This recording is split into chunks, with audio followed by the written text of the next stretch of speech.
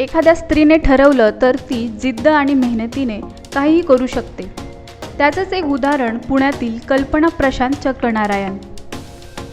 एका मध्यमवर्गीय कुटुंबात जन्मलेल्या कल्पना यांनी लग्नानंतर पुण्यात एका कंपनीत नोकरी सुरू केली. सासूबाईंचा दिवाळी फराळ बनवण्याचा घरगुती व्यवसाय होता. कल्पना नोकरीनंतर उरलेल्या वेळात त्यांना मदत करू लागल्या. पण त्यांच्या सासऱ्यांना हा व्यवसाय मोठ्या स्वरूपात वाढवावा सतत वाटत असे. एक दिवशी कल्पनाताईंनी कुटुंबियांसमोर नोकरी सोडून सासूबाईंचा व्यवसाय पुढे वाढविण्याची इच्छा व्यक्त केली. याला त्यांच्या पतीसह कुटुंबातील सर्व सदस्यांची साथ मिळाली. कल्पनाताईंनी एका छोट्याशा खोलीतून सुरू केलेल्या या व्यवसायाचे आता एका कारखान्यात रूपांतर झाले आहे. त्यांनी बनविलेल्या 15 प्रकारच्या हेल्दी लाडू, बिस्किटे, गव्हाची खारी या पदार्थांना पुणे आणि पिंपरी चिंचवडमध्ये मागणी वाढली आहे. तर त्यांच्या दिवाळी फराळाला दरवर्षी परदेशातूनही मोठी मागणी असते.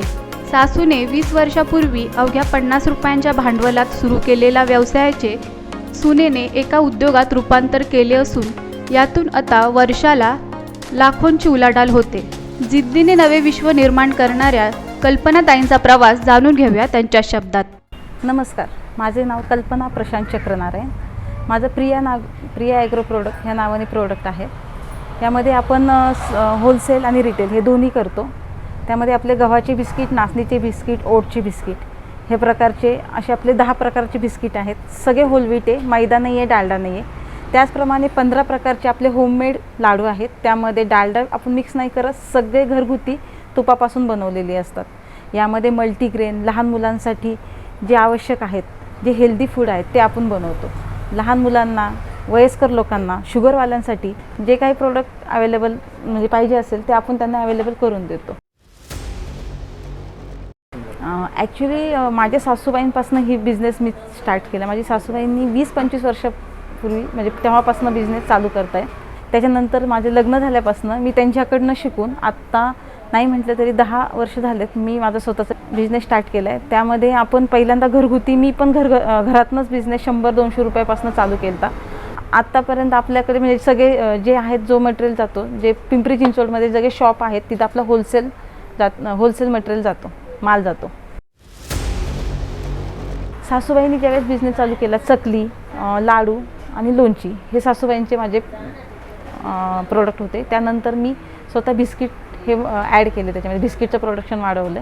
त्यामध्ये सगळे होलवीटचे बिस्किट मी तुम्हाला आधी सांगितलेच ते प्रोडक्ट मी चालू केले. आत्ता आपल्याकडे 10 प्रकारचे बिस्किट आहेत, 15 प्रकारचे लाडू आहेत आणि लोणची पण आपण बनवतो. ती 6 प्रकारची सगळे आयुर्वेदिक लोणची बनवतो. ती आपली सप्लाय आपण पिंपरी चिंचवडमध्ये प्लस पुण्यामध्ये जे होलसेल मार्केट आहे तिथे सप्लाय करतो.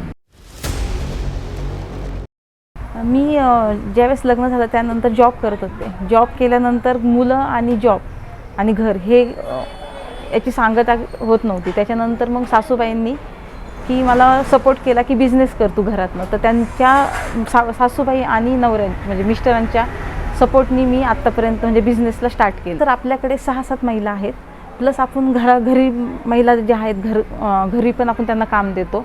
म्हणजे खजूर सोलणे, घरगुती जे काही काम असतील ते घरी करून आपल्याला आणून देतो. ज्यावेळेस माझ्या सासूबाईंनी ज्यावेळेस आपण घरगुती बिझनेस चालू केला त्यावेळेस त्यावेळेसची मागणी आणि आत्ताच्या मागणीमध्ये खूप फरक आहे. सासूबाईंनी ज्यावेळेस मला सांगितलं की पण सासूबाईंची जी क्वालिटी आहे ती मी मेंटेन ठेवली आत्तापर्यंत. त्या क्वालिटीवरनं आपल्या प्रोडक्टला मागणी जास्त आहे. प्रिया ॲग्रो म्हणून हा ब्रँड आपण जो आणला आहे तो माझ्या सासऱ्यांची इच्छा होती की तो ब्रँड आपण मोठा करावा. त्यामुळे मी तो आत्तापर्यंत शेवटच्या याच्यापर्यंत चालू आहे. त्याचप्रमाणे आपले जो सप्लाय होत होता, जो लिमिटेड होता, पहिला फक्त पेठ एरियामध्ये होता, आता तो न करता पुण्यामध्ये जेवढे सिटी एरिया असो, पुण्यामध्ये जे आहेत छोटे जे गाव आहेत तिथे पण आपण तो सप्लाय करू. दिवाळीचे आपण होलसेल अनारसे, करंज्या, शंकरपाळ्या, बेसन लाडू हे आपण दिवाळीचे सगळे प्रोडक्ट बनवतो. त्यामध्ये आपले अनारसे 12ही महिने भेटतात.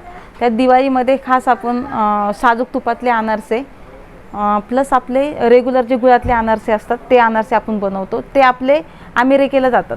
अनारसे आणि करंजी ही आपली दरवर्षी अमेरिकेला जात असते. त्यात बेसन लाडू आणि शंकरपाळ्या हे सगळे आपले साजूक तुपातले असतात, त्यालाही मागणी चांगल्या प्रकारे आहे.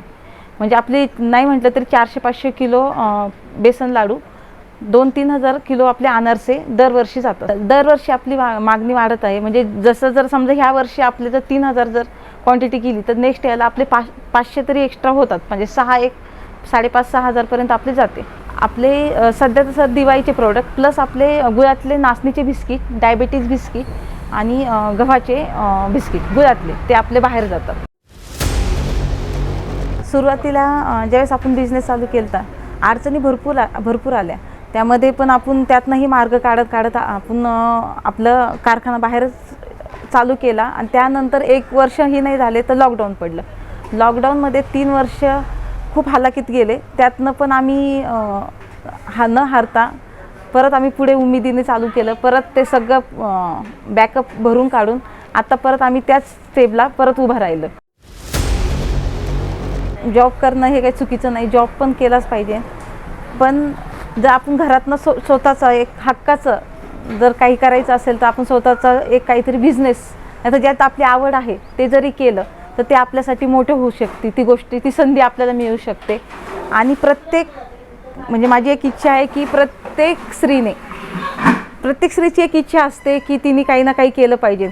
पण ती ज्यावेळेस ती काहीतरी स्वप्न घेऊन येतेस, लग्न झाल्यानंतर काही स्वप्न असतात, पण तिच्या जर सासरच्या लोकांनी तिला जर सपोर्ट केला, तिला जर एज्युकेटेड म्हणजे तुम्ही जर तिला सपोर्ट करून जर तिला पुढे चाल म्हटलं तर ती खरंच पुढे चालेल. आणि ती महिला खरंच एक दिवशी खूप मोठी होईल, तिच्या पायावरती उभं राहू शकते. फक्त तिचे सासरच्या लोकांनी तिला मदत करावी. जशी माझ्या सासरच्या लोकांनी मला प्रत्येक क्षणाक्षणात सुखात दुःखात सगळ्यात जी मदत केली तशी सगळ्यांनी स्त्रीला सपोर्ट करावा हीच माझी इच्छा आहे.